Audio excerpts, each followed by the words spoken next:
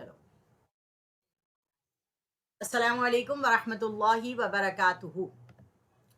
नहमदुहु व नुसल्ली अला रसूलिहिल करीम, अम्मा बाद, फ़ाऊज़ु बिल्लाहि मिनश शैतानिर रजीम, बिस्मिल्लाहिर रहमानिर रहीम। आज हम इंशाअल्लाह ताला दुआए उकाशा पढ़ेंगे। दुआए उकाशा क्या है?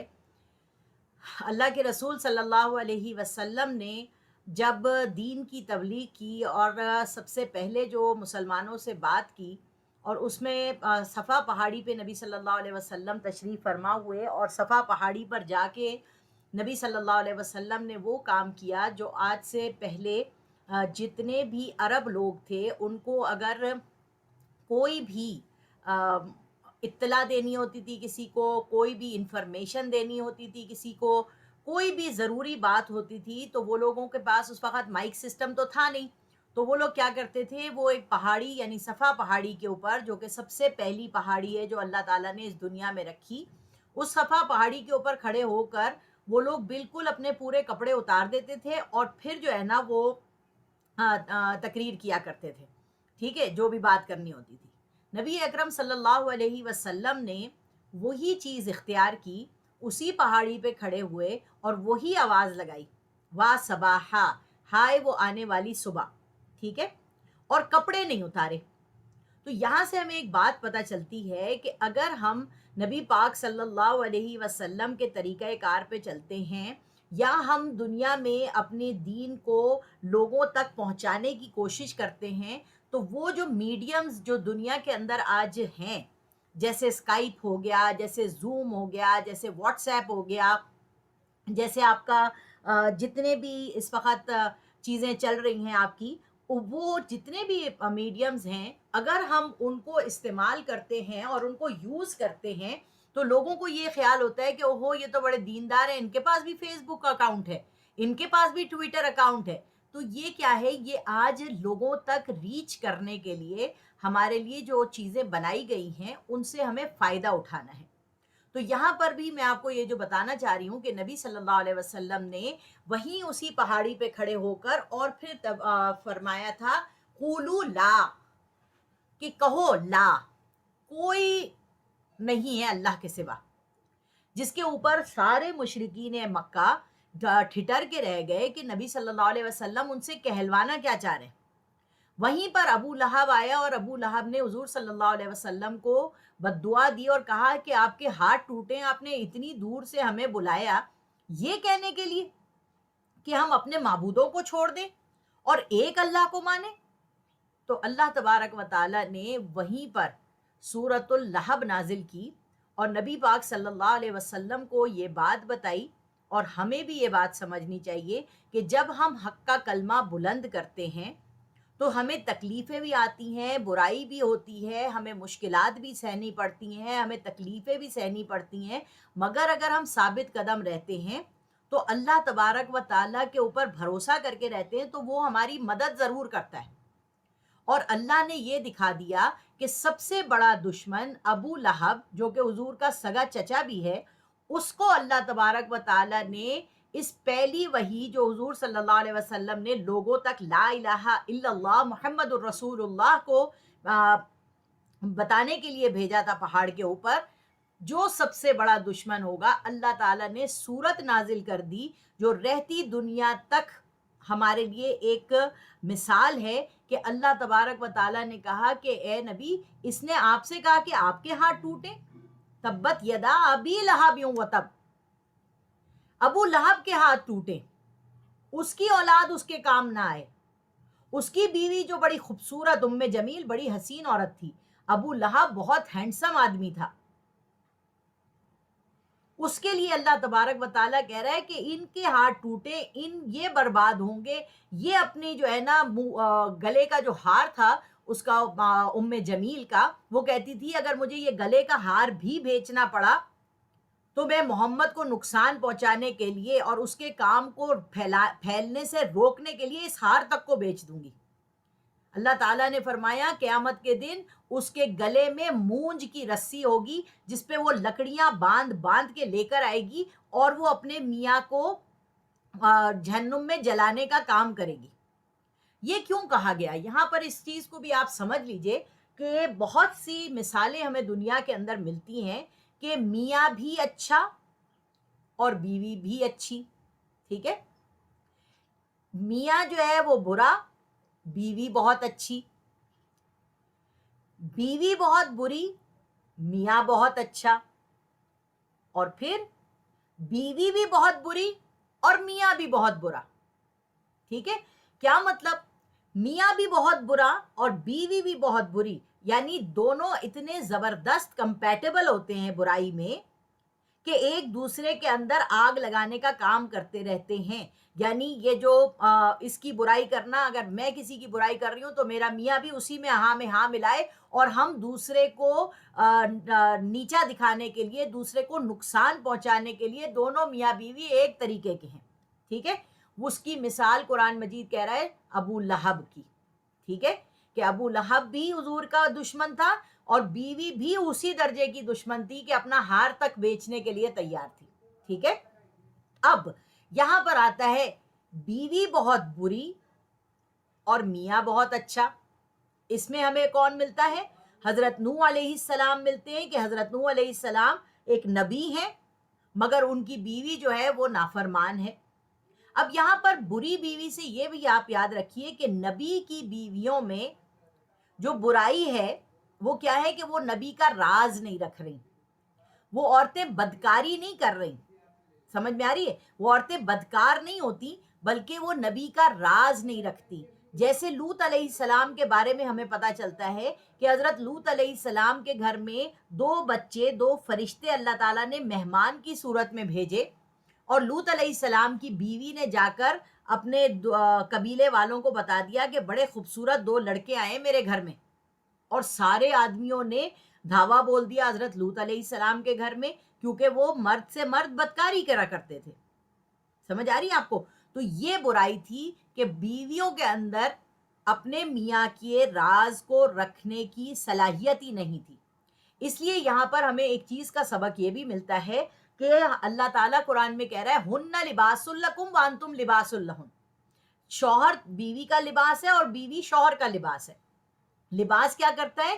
لباس ہمارے سطر کو ڈھانکتا ہے. لباس کیا کرتا ہے؟ ہمیں خوبصورتی دیتا ہے. اللہ تعالیٰ قرآن میں کہہ رہے ہیں لباس یواری سوآتکم وریشا ولباس التقوی ذالک خیر, کہ ہم نے تمہارے لیے الگ الگ قسم کے ڈریسز بنائے ہیں, الگ الگ کلر کے ڈریسز بنائے ہیں. وہ ساری چیزیں جو ہم نے تمہارے لیے بنائی ہیں وہ ساری کی ساری چیزیں تمہارے یوز کے لیے ہیں, وہ تمہاری خوبصورتی کے لیے ہیں. اسی طریقے سے تمہارا شوہر جو ہے اور تمہاری بیوی جو ہے وہ تمہارے کو کمپلیمنٹ کرتی ہے, وہ تمہارے لیے زندگی کو خوبصورت بناتی ہے اور تم اس کے لیے زندگی کو خوبصورت بناتے ہو. ٹھیک ہے, تو دین کو, قرآن کو ہمیں ایسے سمجھنا ہے. اور اچھی بیوی اور اچھا شوہر, نبی پاک صلی اللہ علیہ وسلم کی زندگی میں ان کی تمام بیویاں جو ہیں ساری فالصالحات قانتات حافظات للغیب بما حفظ اللہ, کہ سب کی سب نیک تھیں, صالح تھیں اور اپنی عزتوں کی حفاظت کرنے والی تھیں.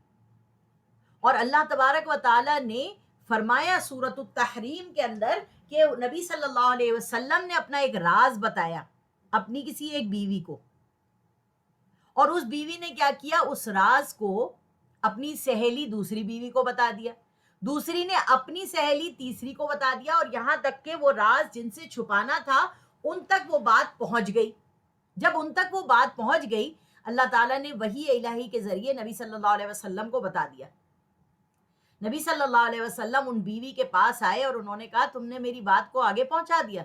اس نے کہا آپ کو کس نے کہا, آپ کو کیسے پتا چلا؟ تو انہوں نے حضور صلی اللہ علیہ وسلم نے فرمایا مجھے اس رب نے بتا دیا جو سب کچھ بتا دیتا ہے. اور پھر اللہ تبارک و تعالیٰ اتنے ناراض ہوئے اس بات سے کہ اللہ تبارک و تعالیٰ نے کہا کہ ان بیویوں کو چھوڑ دیں اگر آپ, تو آپ کو میں اس سے اچھی بیویاں دے دوں گا جو کنواری بھی ہوں گی, شادی شدہ بھی ہوں گی, بیوہ بھی ہوں گی اور نیک ہوں گی, صالح ہوں گی. سمجھ آ رہی ہے؟ تو ساری بیویوں نے فوراً توبہ اور استغفار کر لی.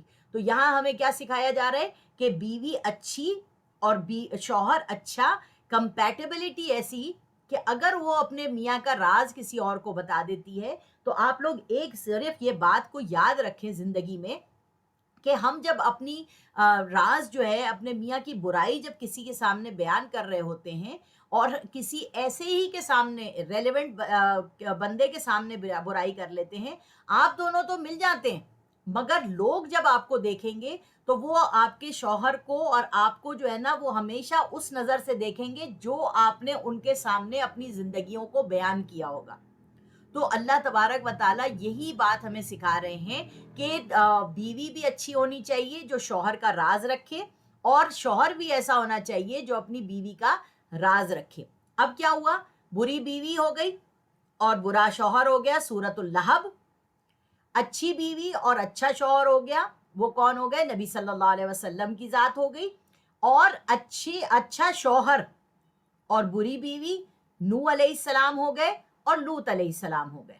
میں نے آپ کو بتایا یہ عورتیں بدکار نہیں تھیں، یہ راز نہیں رکھتی تھیں اپنے شوہروں کا، ٹھیک ہے؟ اب آ جاتا ہے سوال کہ وہ کون ہیں جو اچھی یعنی برا شوہر ہے اور اچھی بیوی ہے؟ وہ کون ہے؟ وہ ہے حضرت آسیہ اور فرعون۔ حضرت آسیہ نیک صالح پاکیزہ فطرت ایک خاتون ہے، اور فرعون کون ہے؟ جو سب سے زیادہ بدترین انسان ہے، جس کو اللہ کے رسول صلی اللہ علیہ وسلم فرماتے ہیں کہ یہ جو فرعون تھا اس نے کیا کہا تھا؟ اس نے کہا تھا الیس لی ملک مصر، کیا یہ مصر میری بادشاہت نہیں ہے؟ کیا میں تمہارا رب نہیں ہوں؟ یعنی اس نے رب ہونے کا دعویٰ کر دیا، ٹھیک ہے؟ اور کوئی شخص اپنے آپ کو یہ سمجھے کہ میں سب کچھ ہوں، میں سب کچھ کر سکتا ہوں، تو وہ اللہ تبارک و تعالیٰ کی جو ذات ہے اس کو وہ چیلنج کر رہا ہوتا ہے، ٹھیک ہے؟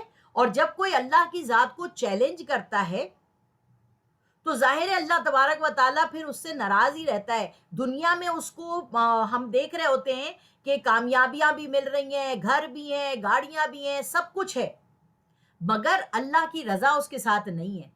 ایک مرتبہ فرعون جو ہے، فرعون کے دربار میں یہ ایک شخص ہے جس کا نام ہے یہ اللہ بسم اللہ الرحمن الرحیم، قارون۔ قارون جو تھا نا اس کے پاس اتنا پیسہ تھا، اتنا پیسہ تھا، کیونکہ وہ فرعون کا ایجنٹ بنا ہوا تھا، اور بنی اسرائیل اپنی ہی قوم کے بارے میں فرعون کو مطلع کرتا رہتا تھا، آگاہ کرتا رہتا تھا، جس کی اس کو بہت پیمنٹ ملتی تھی۔ ایک دن وہ بڑے شان و شوکت سے اپنے یہ سب قرآن کی باتیں بتا رہی ہوں، ایک دن وہ بڑی شان و شوکت سے اپنے گھر سے نکلا، اور اس نے جو ہے نا اس کے جو سونا تھا، اس کے پاس جو پیسہ تھا، اس کے پاس جو ساری کرو فر تھا، کچھ غریب لوگوں نے بنی اسرائیل کے دیکھا کہ ہائے کاش اتنا پیسہ، اتنی چیزیں سب ہمارے پاس ہوتی تو کتنا مزہ آتا، ٹھیک ہے؟ یہ انہوں نے اس کو دیکھ کر حسرت کی۔ راتوں رات اللہ تبارک و تعالیٰ کا وہ ایسا نافرمان ہوا تھا وہ شخص کہ جب حضرت موسیٰ علیہ السلام نے کہا کہ اپنے مال میں زکوٰۃ دو، تو اس نے کہا میں کیوں دوں؟ یہ تو میرا پیسہ ہے، میں کیوں غریبوں کو دوں؟ اگر دینا ہے تو اللہ دے خود ہی۔ اللہ تبارک و تعالیٰ نے زمین کھولی اور قارون اپنے خزانے کے سمیت جو ہے نا وہ زمین میں دھسا دیا گیا۔ صبح جب لوگ اٹھے تو انہوں نے دیکھا کہ وہ محل ہی غائب ہو گیا، قارون کا محل ہی غائب ہو گیا۔ تو لوگوں نے کہا اللہ کا شکر ہے کہ اگر ہمارے پاس یہ مال اور دولت اور یہ فرعونیت ہمارے اندر ہوتی تو ہم بھی ایسے ہی برباد اور غرق ہو جاتے، ٹھیک ہے؟ تو یہاں پر ہمیں کیا پتا چلا کہ جو فرعون جیسے، قارون جیسے، حامان جیسے برے مرد تھے ان کو اللہ تعالیٰ نے اچھی بیوی دی۔ اب یہ ساری چیزیں جو میں آپ کو بتا رہی ہوں اس کے اندر آپ یہ سمجھ لیجئے اپنے لیے کہ جب اللہ تبارک و تعالیٰ نے یہ سب کچھ کیا ہے، اور ہم کہتے ہیں ہمارا شوہر بڑا ظالم ہے، بڑا ہی خراب ہے، تو کتنا بھی خراب ہو، کتنا بھی ظالم ہو، وہ فرعون نہیں ہے، ٹھیک ہے؟ اگر وہ ظالم ہے، اگر وہ خراب ہے تو آپ کو آسیہ بننا چاہیے نا۔ اور حضرت آسیہ کے کیا اللہ تعالیٰ نے انعام دیا ہے آپ کو پتہ ہے؟ انہوں نے دعا مانگی تھی رب ابننی عندک بیتا فی الجنہ، वनज्जिनी मिन फिरऔन वअमलिही वनज्जिनी मिनल कौमिज़ ज़ालिमीन, ए अल्लाह मुझे जन्नत में घर अता फरमाना। हालांकि उनके पास क्या महल नहीं था, उनके पास क्या बांदियां नहीं थी, उनके पास हर चीज थी, मगर उनके पास वो मोहब्बत नहीं थी, वो ईमान वाला, वो नमाजी शौहर नहीं था, उनके पास औलाद नहीं थी। उन्होंने अल्लाह से दुआ मांगी और कहा अल्लाह मुझे फिरौन से निजात अता फरमा दे। आपको पता है इसका इनाम अल्लाह ताला ने उनके सब्र पर, उनके बर्दाश्त पर, उनकी अच्छाई पर उन्हें क्या दिया कि उनको ये खुशखबरी है कि क़यामत के दिन जन्नत के अंदर नबी अकरम सल्लल्लाहु अलैहि वसल्लम से उनका निकाह करवाया जाएगा। यानी जालिम शौहर के साथ रहने की और बर्दाश्त करने की और सब्र करने का अजर क्या मिला उनको कि नबी सल्लल्लाहु अलैहि वसल्लम के निकाह में जाएंगी वो।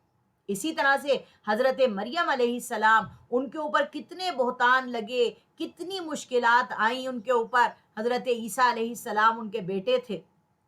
अल्लाह तबारक व ताला ने उनके लिए ये खुशखबरी दी कि क़यामत में जन्नत में जाएंगी जब हज़रत मरियम अलैहिस्सलाम, तो अल्लाह तबारक व ताला हज़रत मरियम का निकाह भी हुज़ूर सल्लल्लाहु अलैहि वसल्लम का के साथ कराएंगे जन्नत में। अब आप सोचिए तो सही, कब हज़रत आसिया पैदा हुई थी, कब हज़रत मरियम अलैहिस्सलाम पैदा हुई थी, कब नबी सल्लल्लाहु अलैहि वसल्लम पैदा हुए थे, और जन्नत में जब मैं और आप जाएंगे तो सब एक ही एज के होंगे। वहां सब एज का, टाइम लिमिट का, सब चीज खत्म हो जाएगी और अल्लाह तबारक व ताला जोड़ देगा। इसी तरीके से अगर हम में से कोई भी अल्लाह तबारक व ताला के साथ उसका ईमान कम हो रहा है, उसका यकीन कम हो रहा है, वो इतने डिप्रेशन में है, इतने परेशानी, इतनी एंग्जाइटी में है, तो उसके लिए ये दुआए उकाशा उतारी गई है। और ये उसके लिए दुआए उकाशा उतार कर इसके अंदर जो है ना, जब आप इसको सुनेंगे, इसकी तर्जुमे को पढ़ेंगी, तो आपको समझ में आती जाएगी कि हमें क्या करना है। अपने वादे को रिन्यू करना है, अपने ला इलाहा इल्लल्लाह को दोबारा से रिन्यू करना है और अल्लाह ताला से दोबारा से रिश्ता जोड़ना है। अगर हमें बुरा शौहर मिला है तो हमें अच्छी औरत बनना है। क़यामत के दिन बहुत सी ख़वातीन ये सवाल पूछती हैं कि अल्लाह तबारक व ताला ने जन्नत में मर्दों के लिए तो कहा है उनको हूरें मिलेंगी, उनको ये मिलेगा, उनको वो मिलेगा, तो औरतों को क्या मिलेगा? औरतों को क्या मिलेगा? अल्लाह तबारक व ताला ने कुरान मजीद में वो बात नहीं बताई कि औरतों को क्या मिलेगा। मगर आप ये देखिए कि औरत और मर्द में क्या फ़र्क है। कुरान कह रहा है मर्दों के लिए, ज़ुय्यिना लिन्नास हुब्बुश शहवात मिनन निसा वल बनीन वल क़नातीरिल मुक़न्तरती मिनज़ ज़हबि वल फ़िद्दती वल ख़ैलिल मुसव्वमति वल अनामि वल हर्स। कि अल्लाह तबारक व ताला क्या फरमा रहे हैं कि हमने खूबसूरत बना दिया मर्दों के लिए औरतों को, औलाद को, पैसे को, माल मवेशी को। ये हमने दुनिया की जीनत बना दी एक मर्द के लिए। ठीक है, अब मर्द की ये आजमाइश है कि वो जो जीनत उसके लिए अल्लाह ने चीजें बनाई हैं, वो उन जीनतों को सही तौर पे इस्तेमाल करता है या नहीं, वो औरत के साथ सही तौर पे बिहेव करता है या नहीं। यहां पर पकड़ हो जाएगी, क्योंकि नबी सल्लल्लाहु अलैहि वसल्लम ने आखिरी खुतबे में ये फरमाया था कि मैं खैरुकुम लिअहली व खैरुकुम लिअहली, तुम में सबसे बेहतरीन अपनी बीवियों के साथ, अपने घर वालों के साथ मैं हूं। तो तुम में से कौन है जो अपनी बीवियों के साथ बेहतर हो? हम क्या करते हैं, जब हम दीनदार हो जाते हैं, कुरान नमाजों में ज्यादा लग जाते हैं, मस्जिदों में ज्यादा लग जाते हैं, तो हम अपने बीवी बच्चों के ऊपर तवज्जो कम कर देते हैं। जबकि अल्लाह तबारक व ताला फरमा रहे हैं, सबसे पहला रिश्ता जो एक मर्द ने जन्नत में मांगा अल्लाह तबारक व ताला से, क्योंकि हजरत आदम को तो जन्नत में अल्लाह ने कहा था यहां से मर्जी खाओ पियो, जो चाहिए तुम्हें तुम करो। ठीक है, हजरत आदम अलैहिस्सलाम ने कहा अल्लाह मैं अकेला यहाँ पे घूमता हूँ तो मुझे जो है ना, मुझे कमी महसूस होती है, तो ए परवरदिगार मुझे कोई साथी अता फरमा दे। तो जब अल्लाह तबारक व ताला से उन्होंने साथी मांगा, तो अल्लाह तबारक व ताला ने उन्हें कौन दी? हजरत हव्वा दी। तो हमें अपने आप को हजरत हव्वा की तरीके से अच्छी औरत बनाना है, अच्छी इंसान बनाना है, और कोई अपने अंदर ऐसी क्वालिटी हमें रखनी चाहिए कि जिसकी वजह से हम आंखों की ठंडक बन सकें अपने शौहर की। और उसके लिए अल्लाह कुरान मजीद में दुआ बता रहा है, रब्बना हबलना मिन अज़वाजिना وذریاتنا قرۃ اعین وجعلنا للمتقین اماما، اے اللہ کر دے میرے شوہر کو، یا شوہر دعا مانگ رہا ہے، اللہ کر دے میری بیوی کو میرے لیے آنکھوں کی ٹھنڈک، اور میری اولاد کو میرے لیے آنکھوں کی ٹھنڈک، اور ہمیں وجعلنا للمتقین اماما، اور ہمیں لوگوں کے لیے امام بنا دے کہ لوگ ہمیں دیکھ کے کہیں واہ یہ ہوتے ہیں میاں بیوی، واہ یہ ہوتی ہے تربیت اولاد کی۔ تو کیا مجھ میں اور آپ میں وہ کوالٹیز ہیں؟ اگر ہیں ہی نہیں تو کسی کو ہم اپنی طرف اٹریکٹ کیسے کر سکتے ہیں؟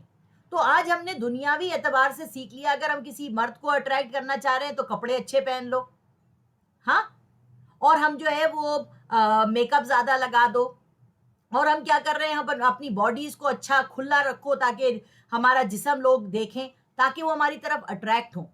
یہ تو ظاہری اٹریکشن ہم چاہ رہے ہیں نا۔ اٹریکشن وہ اٹریکشن ہوتی ہے جو آپ کے باطن سے اٹریکٹ ہو، جو آپ کے اخلاق سے، کردار سے، گفتار سے، عادات سے اٹریکٹ ہو۔ اور جب ان چیزوں میں کمی ہے آپ کی تو یہ دعائے اوکاشا آپ کو ہیلپ کرے گی۔ آئیے اس کا ہم ترجمہ پڑھتے ہیں۔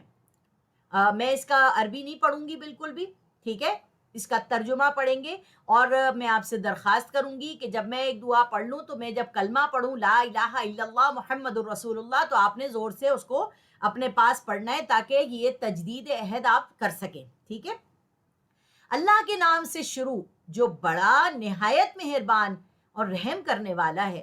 اے اللہ، اے بہت بخشنے والے، اور اے ہمیشہ ملنے اور بہت اچھے کام کرنے والے۔ یعنی ہمیشہ ملنے والے کیا؟ کہ اگر میں اللہ کو چاہوں گی تو اللہ مجھ سے ملے گا۔ کہتے ہیں جب نماز آپ پڑھتی ہیں تو آپ اللہ کے سامنے حاضر ہو جاتی ہیں، اور جب آپ اللہ کے سامنے حاضر ہو جاتی ہیں وہ آپ کو دیکھتا ہے، تو اللہ تعالیٰ کے رسول صلی اللہ علیہ وسلم فرماتے ہیں درجہ احسان پہ جاؤ، ان تعبد اللہ کانک تراہ فإن لم تکن تراہ فإنہ یراک، ایسے نماز پڑھو تم اللہ کو دیکھ رہے ہو۔ اگر تم امیجن نہیں کر سکتے تو یہ تو سوچو وہ تمہیں دیکھ رہا ہے۔ قرآن کہہ رہا ہے ہوا معکم اینما کنتم، تم جہاں جاتے ہو وہ تمہارے ساتھ ہوتا ہے۔ قرآن مجید کہہ رہا ہے کہ لا تدرکہ الابصار وہو یدرک الابصار وہو اللطیف الخبیر، تمہاری آنکھیں مجھے نہیں دیکھ سکتی، میری آنکھیں تمہیں دیکھ لیتی ہیں، ٹھیک ہے۔ تو جب یہ اللہ تبارک و تعالیٰ مجھے بھی اور آپ کو بھی کہہ رہا ہے تو اب ہمیں سمجھنا چاہیے کہ جب رات کا وقت آتا ہے تو اللہ تبارک و تعالیٰ کے رسول فرماتے ہیں، حدیث قدسی ہے، حدیث قدسی کسے کہتے ہیں؟ حدیث قدسی کہتے ہیں اس کو جو اللہ تعالیٰ نے حضور سے کہا ہوتا ہے کہ آپ اپنے اون ورڈز میں میرے بندوں کو میرا یہ پیغام پہنچا دیں، ٹھیک ہے۔ حدیث قدسی میں آتا ہے کہ اللہ تبارک و تعالیٰ فرماتے ہیں کہ 5 وقت بندہ مجھ سے ملنے آتا ہے نماز میں، اور 6ٹے وقت تہجد کے وقت میں آسمان دنیا پر آتا ہوں اور میں لوگوں کو آواز لگوا کے کہتا ہوں کوئی ہے جو مجھ سے اچھا گھر مانگے، کوئی ہے جو مجھ سے اولاد مانگے، کوئی ہے جو مجھ سے شوہر مانگے، کوئی ہے جو مجھ سے اپنی خوشیاں مانگے، کوئی ہے جو مجھ سے محبت مانگے، کوئی ہے جو مجھ سے ہدایت مانگے، کوئی ہے جو مجھ سے جو دل چاہ رہا ہے مانگے۔ اور میں اور آپ اس وقت یا تو فلمیں دیکھ رہے ہوتے ہیں یا ہم سو رہے ہوتے ہیں پڑے ہوئے، ہم اللہ تعالیٰ سے مانگتے ہی نہیں۔ وہ کہہ رہا ہے میں تو ملنے آیا، ہم تو مائل بکرم ہیں، کوئی سائل ہی نہیں، راہ دکھلائے کسے، رہ روے منزل ہی نہیں۔ تو کوئی ہمیں اللہ تعالیٰ کو اگر آ رہا ہے، اللہ تعالیٰ تو آئے گا۔ آپ ملنے اٹھتی ہیں، اٹھے نہیں اٹھتی تو میں تو اٹھی ہوئی ہوں نا، میں نہیں اٹھتی تو کوئی اور تو اٹھا ہوا ہے نا۔ تو اللہ تبارک و تعالیٰ تو ملنے آ رہا ہے، میں اور آپ اپنے آپ کو اللہ تعالیٰ کی ملاقات سے محروم کر رہے ہیں، اور اللہ بہت اچھے کام کرنے والا ہے۔ اس بات کو بھی یاد رکھیے کہ آسان تکرہوا شیئا وہو خیر لکم وآسان تحبوا شیئا وہو شر لکم واللہ یعلم وانتم لا تعلمون۔ بہت سے چیزیں ایسی ہیں جو ہم اپنے لیے سمجھتے ہیں بہت بہترین ہے، حالانکہ وہ ہمارے لیے بہترین نہیں ہے، اور بہت سی چیزیں ہم اپنے لیے بری سمجھ رہے ہوتے ہیں حالانکہ وہ ہمارے لیے بہت اچھی ہوتی ہیں۔ واللہ یعلم، اللہ جانتا ہے، ہم نہیں جانتے۔ تو جو کچھ بھی میری زندگی میں ہو رہا ہے وہ اچھے کے لیے ہو رہا ہے، وہ اچھا ہو رہا ہے، وہ کہ میرا نقصان ہو رہا ہے مگر وہ اچھا ہو رہا ہے۔ کیوں؟ کیونکہ اللہ تبارک و تعالیٰ کے ہاتھوں میں نے اپنے آپ کو سونپا ہوا ہے، اور اللہ کے رسول فرماتے ہیں اپنے آپ کو اللہ کے ہاتھ میں ایسا کر دو جیسے مردہ نہلانے والوں کے ہاتھ میں ہوتا ہے۔ جیسے میں غسل دیتی ہوں نا، یہ کبھی کسی کا انتقال ہو جائے اور غسل دیا جائے اسے، تو جو مرا ہوا انسان ہوتا ہے وہ تو کچھ بول ہی نہیں سکتا. ہم اس کو جیسا مرضی ہاتھ اٹھائیں، اس کو جیسی مرضی کروٹ بدلائیں، جیسا مرضی اس کو نہلائیں، تو وہ ہمارے ہاتھوں میں ہوتا ہے. اسی طرح اللہ تعالیٰ کے ہاتھوں میں اگر ہم اپنے آپ کو دے دیں گے تو اللہ تعالیٰ ہمارے لیے اچھا ہی کرے گا. کیوں؟ کیونکہ اس نے کہا ہے الا یعلم من خلق وہو اللطیف الخبیر. کیا میں نے تمہیں پیدا کیا، میں تمہیں جانتا نہیں ہوں تمہیں کیا چاہیے؟ میں جانتا نہیں ہوں تمہاری خواہش کیا ہے؟ میں جانتا نہیں ہوں تمہاری دعا کیا ہے؟ میں جانتا نہیں ہوں تمہارا ارمان کیا ہے؟ میں جانتا نہیں ہوں تمہاری خوشی کیا ہے؟ مگر اللہ کہتا ہے مجھ سے مانگو، ادعونی استجب لکم، تم مجھے پکارو میں تمہاری دعا کو سنتا ہوں.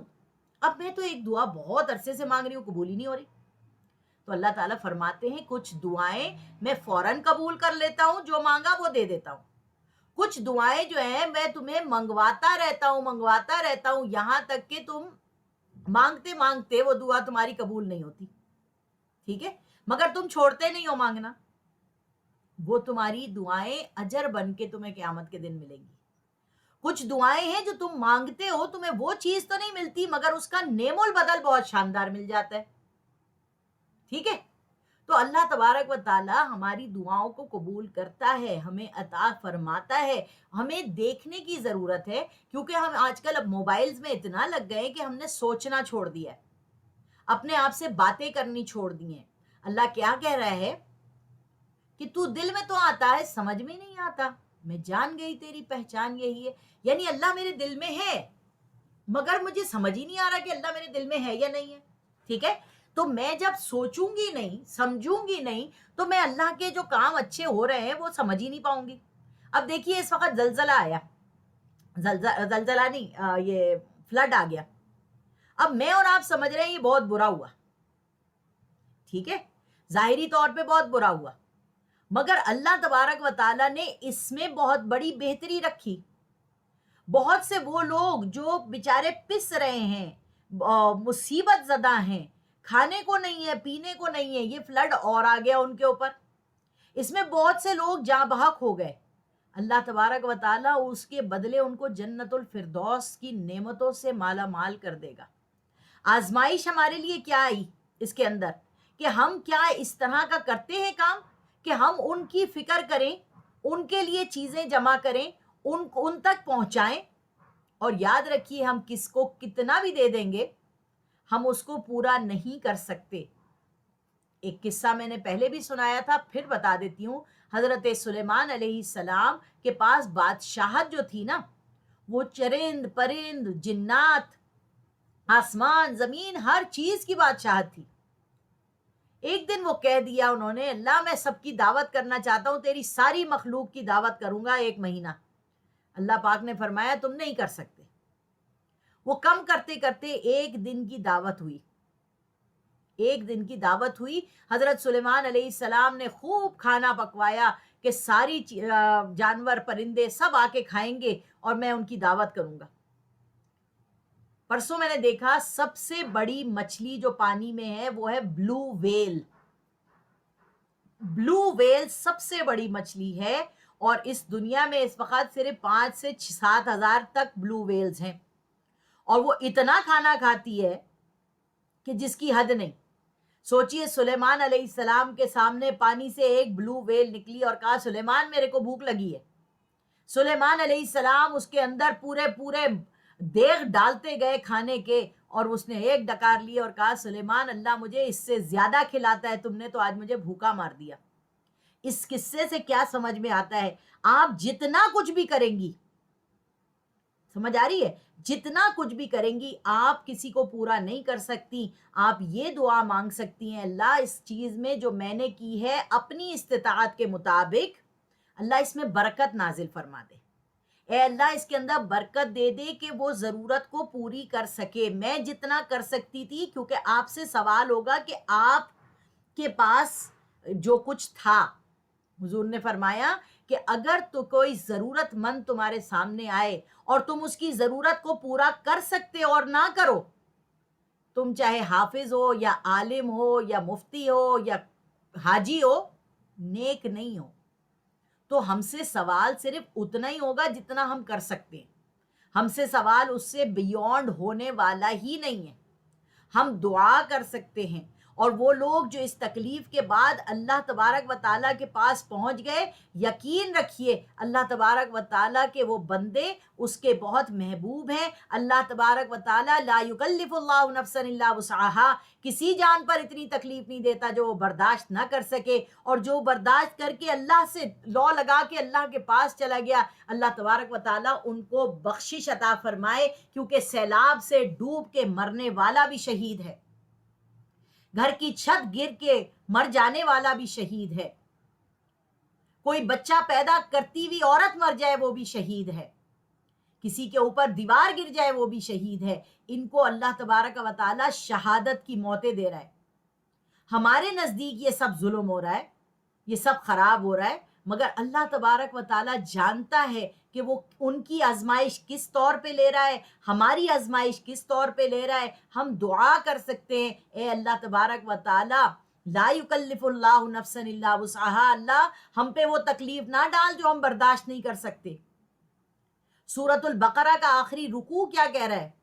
ربنا لا تؤاخذنا ان نسینا او اخطأنا ربنا ولا تحمل علینا اسرا کما حملته علی الذین من قبلنا، اے اللہ ہم پہ ایسا بوجھ نہ ڈالنا جو ہم سے پہلے لوگوں پر ڈالا، ایسی چیز نہ ہم پر ایسا وبال نہ ڈالنا جو ہم برداشت نہ کر سکیں.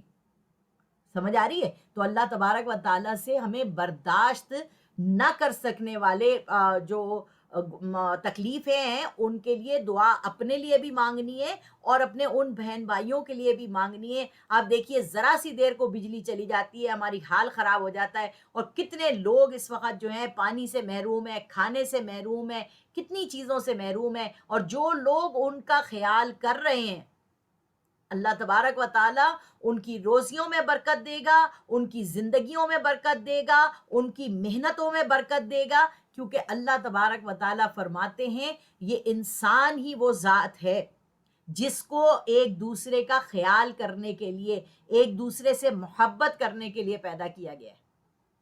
تو اللہ تبارک و تعالیٰ سے آپ نے کیا کرنا ہے کہ اللہ کے رسول فرماتے ہیں کہ اللہ تبارک و تعالیٰ ایک شخص سے کہے گا میں بھوکا تھا تم نے مجھے کھانا نہیں کھلایا، میں پیاسا تھا تم نے مجھے پانی نہیں پلایا. تو وہ شخص کہے گا اللہ تعالیٰ تو بھوکا پیاسا کیسے تھا؟ اللہ پاک فرمائیں گے وہ اگر تم اس کے پاس جاتے جو اس وقت بے گھر ہوا ہے، تم مجھے وہیں پاتے. تم اگر اس کو کچھ کھلا دیتے تو تم مجھے وہیں پاتے. آپ دیکھیے ان پہ آزمائش الگ ہے، ہم پہ آزمائش الگ ہے، سفید پوشوں پہ آزمائش الگ ہے، بجلی کے بل بڑھتے چلے جا رہے ہیں، ہر کھانے پینے کی اشیاء مہنگی ہوتی چلی جا رہی ہے. تو اللہ تبارک و تعالیٰ سے ہم نے کیا کرنی ہے؟ دعا کرنی ہے، کیونکہ اللہ تعالیٰ جب ہمیں تکلیف میں ڈالتا ہے تو وہ دعا کرنے کا ہمیں موقع دیتا ہے، اور جتنا گڑ گڑا کے میں اور آپ دعا کریں گے اللہ تعالیٰ قبول کرے گا. اے اللہ اگر تیری نسبت میرے ایمان میں کوئی شک واقع ہو اور میں اس کو جانتی بھی نہیں ہوں، میں اس سے توبہ کرتی ہوں اور کہتی ہوں لا الہ الا اللہ محمد الرسول اللہ صلی اللہ علیہ وسلم. کیا مطلب؟ اب یہاں دیکھیے کہ ایمان کیا چیز ہے. ایمان ہے التصدیق بما جاءک بہ النبی صلی اللہ علیہ وسلم، تصدیق کرنی اس بات کی کہ اللہ کے رسول صلی اللہ علیہ وسلم سچے تھے. اور ایمان کیا چیز ہے؟ ایمان جو ہے نا، آمنت باللہ و ملائکتہ، اللہ کے فرشتوں پر یقین رکھنا ہے کہ میں اور آپ کون ہیں؟ فرشتوں سے بہتر ہے انسان بننا، مگر اس میں پڑتی ہے محنت زیادہ. ہمیں فرشتوں پر ایمان رکھنا ہے کہ اللہ تعالیٰ نے فرشتے بنائے اور فرشتوں کے ذریعے ہم کو سجدہ کروائے اللہ نے. ٹھیک ہے کہ فرشتہ مجھ کو کہنے سے میری تحقیر ہوتی ہے، میں ہوں مسجود ملائک، مجھے انسان رہنے دو. اگر فرشتوں سے اللہ نے ہمیں سجدہ کروایا تھا آدم علیہ السلام کو، تو انسان کو سجدہ نہیں کروایا تھا. وہ سجدہ کیا تھا وَنَفَخْتُ فِيهِ مِن رُوحِي فَقَعُوا لَهُ سَاجِدِينَ. جب اللہ نے اپنا حکم میرے میں اور آپ کے اندر پھونکا تھا، اپنی روح میں سے پھونکا تھا، اس کو سجدہ کیا گیا ہے. جو اللہ نے مجھے اور آپ کو علم عطا فرمایا تھا، اس کو سجدہ اللہ تبارک و تعالیٰ نے کروایا ہے. اگر میرا ایمان کمزور ہوگا، فرشتوں کو میں نہیں مانوں گی، وملائکتہ وکتبہ، اللہ تعالیٰ نے کتابیں نازل کی ہیں آسمان سے. کس لیے نازل کی؟ میری اور آپ کی ہدایت کے لیے. ورسلہ، اور اللہ تعالیٰ نے 1,24,000 انبیاء بھیجے ہیں کس کے لیے؟ میرے اور آپ کی ہدایت کے لیے. والیوم الآخر، اور آخرت کے دن پر اگر میرا یقین اور بھروسہ نہیں ہوگا تو میرا ایمان، میرا عمل صحیح نہیں ہوگا. تو ہمیں آخرت پر بھروسہ کرنا ہے. کل رات کو میں یہ سوچ رہی تھی کہ دیکھیے ہمارے والد صاحب کی طبیعت خراب ہے، اور ایک انسان ہے جو اس وقت 80 سال 85 سال کا ہو گیا ہے، اور اس کو پتہ ہے میں بیمار ہوں، اور اس کو نظر آ رہا ہے اس کی اولادیں سب کھیل رہی ہیں، کود رہی ہیں، بڑی ہو رہی ہیں، سب اپنی اپنی شادیوں میں رہ رہی ہیں، اور وہ انسان اپنے آپ کو دیکھ رہا ہے کہ میں مرنے والا ہوں،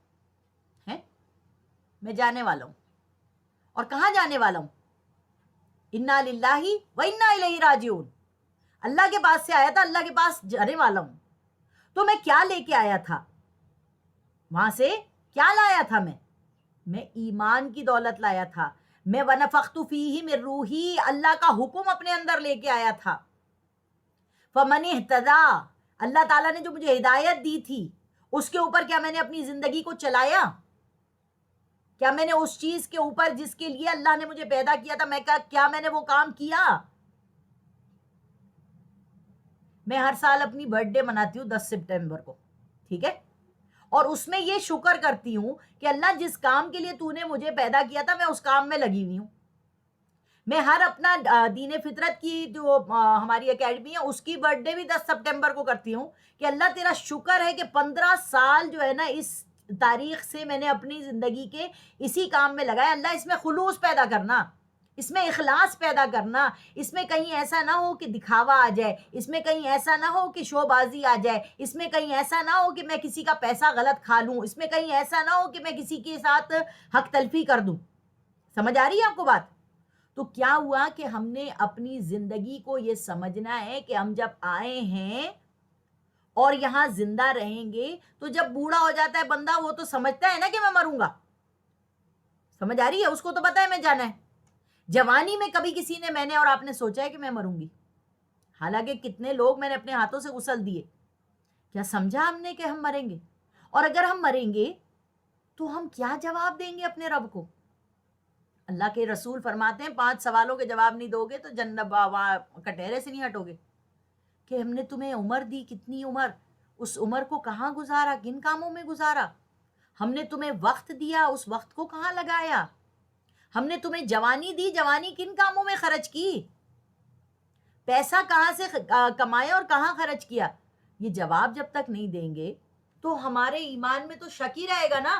تو ہم کیا کہہ رہے ہیں؟ اللہ اگر تیری نسبت میرے ایمان میں کوئی کمی واقع ہو اور میں اس کو جانتی بھی نہیں ہوں، اللہ میں اس سے توبہ کرتی ہوں اور میں کہتی ہوں اللہ کے سوا کوئی معبود نہیں ہے، محمد رسول اللہ صلی اللہ علیہ وسلم اللہ کے رسول ہیں. لا الہ الا اللہ محمد رسول اللہ. اے اللہ اگر تیری نسبت میرے اسلام میں کفر واقع ہو اور میں اس کو جانتی بھی نہیں ہوں، میں اس سے بھی توبہ کرتی ہوں اور کہتی ہوں لا الہ الا اللہ محمد رسول اللہ. اب دیکھیں ایک چیز ہوتی ہے ایمان. ایمان کیا ہے؟ وہ دل کے اندر ہے. ایمان اللہ پر، فرشتوں پر، کتابوں پر، نبیوں پر اور آخرت پر. اسلام کیا ہے؟ بنی الاسلام علی خمس، شہادت اللہ الہ الا اللہ، یعنی کلمہ. سب سے پہلا چیز کیا ہے اسلام میں؟ کلمہ پڑھیے اور کلمہ سمجھ کے پڑھیے. ان کی طرح جو سمجھ گئے تھے نا، پہاڑ پہ کھڑے ہو کے حضور نے کہا تھا قولوا لا، انہوں نے کہا تھا ہم نہیں پڑھ رہے. اور اتنی سٹوری میں نے آپ کو سنائی. سمجھ کے پڑھیے. لا کا مطلب ہے اللہ کے سوا کوئی میری دعا نہیں قبول کرے گا، اللہ کے سوا کوئی مجھے پیسہ نہیں دے سکتا، اللہ کے سوا کوئی میری مشکل نہیں حل کر سکتا، اللہ کے سوا کوئی میرا مددگار نہیں ہے. الہ وہی ہے وہ، الا اللہ بے شک اللہ، اور محمد الرسول اللہ صلی اللہ علیہ وسلم اس کے بندے اور رسول ہیں. سب سے پہلی چیز ہے. اور علامہ اقبال کہتے ہیں چمی گویام کے مسلمانم بلردم، کہ دانم مشکلات لا الہ را، کہ میں جو یہ سوچتا ہوں کہ میں کلمہ پڑھ لوں تو میں تو بھیا ڈر جاتا ہوں اس بات سے کہ اگر میں نے لا الہ الا اللہ کہہ دیا تو میں اس پہ پورا اتر سکتا ہوں یا نہیں اتر سکتا. پھر اب کیا ہے؟ وہ اقام الصلاح، اسلام کی جو بنیاد کی دوسری چیز ہے وہ نماز قائم کرنا ہے. نماز پڑھنا الگ چیز ہوتی ہے، قائم کرنا الگ چیز ہوتی ہے. پڑھنا کیا ہے؟ سبحانک اللہم و بحمدک تبارک اسمک، یہ قائم کرنا ایک نماز سے دوسری نماز کا انتظار کرنا. اور پھر نماز آپ کو برائی سے اور بری باتوں سے روکتی ہے. اگر آپ کی نماز آپ کو رشوت سے روک نہیں رہی، چوری سے روک نہیں رہی، بدتمیزی سے روک نہیں رہی، برائی سے روک نہیں رہی، غلط کاموں سے روک نہیں رہی، فلموں نے ناچنے سے گانے سے روک نہیں رہی، تو پھر آپ کی نماز کیسی ہوئی؟ ٹھیک ہے. حضرت علی تو جب نماز پڑھتے تھے تو ایک دفعہ ان کو تیر لگ گیا. اب وہ تیر نکالنا چاہ رہے تھے صحابہ، تو وہ چیخ رہے تھے. لوگوں نے کہا چھوڑو، لگے رہنے دو اس کو تیر، جب یہ نماز میں کھڑا ہوگا تو پھر نکال لینا. وہ نماز میں ایسے مدوش کھڑے ہوتے تھے کہ ان کو تیر ان کی ٹانگ سے نکالا گیا اور وہ نماز پڑھ رہے تھے، ان کو پتہ بھی نہیں چلا. تو نماز ایسی جو اللہ تبارک و تعالیٰ سے ہمیں جوڑ دے، ہم کلام کر دے، ایسا کر دے کہ ہم اللہ کو دیکھ رہے ہیں، نہیں تو وہ تو ہمیں دیکھ رہا ہے نا. اللہ مجھے بھی ایسی نماز عطا فرمائے اور آپ کو بھی ایسی نماز عطا فرمائے. پھر کیا ہے؟ اقام الصلاۃ و ایتاء الزکوٰۃ، اور زکوٰۃ دیں ہم لوگوں کو. زکوٰۃ کیا ہے؟ اپنے پیسے پہ ہم نے جو سنبھال کے رکھا ہوا ہے زیور، ظاہر ہے میری نانی کا زیور ہے جو میرے تک پہنچا، میری دادی کا ہے، میری ساس کا ہے، میں اس کو بیچوں کیسے؟ میں اپنی بیٹی کو دوں گی. تو کیا ہے؟ اس کو اوپر سے زکوٰۃ دو، یعنی اس کو مال کو پاک کرتے رہو. اس کی محبت تمہارے اندر ہے، یہ تمہارے ایک ایسڈ ہے، خاندانی ایسڈ ہے جو تمہارے پاس ہے سونے کی شکل میں. اس کے اوپر سے زکوٰۃ دیتے رہو، پیسہ دیتے رہو، تاکہ یہ تمہاری چیز سیف رہے. سمجھ میں آ رہی ہے؟ یعنی اپنے سونے کو زکوٰۃ کے پیسے سے دھوتے رہو، صاف رکھو، تاکہ یہ تمہارے پاس اور نسلوں تک چلے. ٹھیک ہے. اور الذی، قرآن مجید میں ابھی ہم سورہ بقرہ کے اندر پڑھ رہے ہیں، مثل الذین ینفقون اموالهم فی سبیل اللہ. نہیں، ہم کیا چیز اللہ کے یسألونک ماذا ینفقون، ہم کیا چیز خرچ کریں؟ قل العفو، اللہ کہہ رہا ہے جو تمہاری ضرورت سے زیادہ ہے دے دو. ٹھیک ہے. تو آپ کے پاس جو مال ہے اس کے اوپر سے زکوٰۃ دیتے رہیے، صدقہ دیتے رہیے، کیونکہ اللہ تبارک و تعالیٰ کو جب ہم کسی کو صدقہ دیتے ہیں، خیرات دیتے ہیں، صدقہ جاریہ میں پیسہ لگاتے ہیں، اللہ ہمارا قرضہ نہیں رکھتا، ہمیں لوٹا دیتا ہے، ہمیں اور زیادہ دے دیتا ہے. اس یقین کے ساتھ دیں، ہم کسی کو دیں گے اللہ ہمیں واپس لوٹا دے گا. تو آپ کے پاس کبھی آپ کا بٹوا خالی نہیں ہوگا. وصوم رمضان، اور رمضان کے روزے رکھیے. رمضان کے روزے کیا ہیں؟ وہ یہ ہے روزہ رمضان المبارک کا کہ آپ تخلقوا باخلاق اللہ، اللہ کے اخلاق اپنائیے. اللہ کے اخلاق کیا ہے بھائی؟ اللہ نہ کھاتا ہے، نہ پیتا ہے، نہ سوتا ہے. آیت الکرسی پڑھ لیجیے. ٹھیک ہے. اور پھر حج البیت من استطاع الیہ سبیلا، اور اللہ کے گھر کا حج کیجیے. وہ گھر جو سب سے پہلے اس دنیا میں بنایا گیا، وہ جگہ میدان عرفات جہاں پر حضرت آدم اور حوا سے عہد الست لیا گیا کہ کیا میں تمہارا رب نہیں ہوں، اور ساری روحوں کو پیدا کیا گیا. ہم سب وہاں موجود تھے، ہم سب نے اللہ سے وعدہ کیا تھا کہ اللہ تو ہی ہمارا رب ہے. اور پھر ہم لوگوں کو اللہ نے سلا دیا تھا، اور جب دوبارہ ہم دنیا میں آئے اور ہمیں حج نصیب ہوا، ہمیں عمرہ نصیب ہوا، ہم وہاں جاتے ہیں اور عہد الست سے تجدید عہد کا سفر کر کے آتے ہیں کہ اللہ پاک ہم آ گئے واپس، اور اب ہم شعور کی حالت میں آئے ہیں یہاں پر. تو اے پروردگار عالم، تو ہمارے کو دوبارہ سے گناہوں سے پاک کر دے، تاکہ جیسے امی کسے کہتے ہیں؟ ماں کے پیٹ سے پیدا ہوا اس کو کوئی علم نہیں ہوتا، مگر اللہ تعالیٰ اس کے اندر یہ علم ڈالتا ہے کہ جب ماں کی گود سے نکلا ہے تو سینے سے اس کے لیے دودھ کا خوراک ہے. جب اس کو گرمی لگی ہے تو وہ روتا ہے، تو اس کی ماں کو سمجھ میں آ جاتا ہے اس کو گرمی لگ رہی ہے، ماں کو سمجھ میں آ جاتا ہے اسے بھوک لگی ہے، ماں کو سمجھ لگ جاتا ہے اس کو دودھ پینا ہے. یہ نالج دینے والا کون؟ اللہ. تو اگر میرے اسلام میں کمی آ رہی ہے، میری نمازوں میں کمی آ رہی ہے، میرے روزوں میں، میری زکاتوں میں، میرے حج میں کمی آ رہی ہے، اور مجھے پتہ ہی نہیں چل رہا، تو میں کیا کر رہی ہوں؟ میں اس سے توبہ کر رہی ہوں اور کہہ رہی ہوں لا الہ الا اللہ محمد الرسول اللہ صلی اللہ علیہ وسلم. دعائے اکاشا بہت لمبی ہے، انشاءاللہ العزیز اگر موقع ملے گا تو ہم اگلے ہفتے اس کو پھر سے پڑھیں گے. وآخر دعوانا ان الحمد للہ رب العالمین. السلام علیکم ورحمۃ اللہ وبرکاتہ. آپ لوگوں کو کوئی بھی کویسچنز ہوں اس سے متعلق تو آپ لوگ مجھے میسج کر کے پوچھ سکتے ہیں.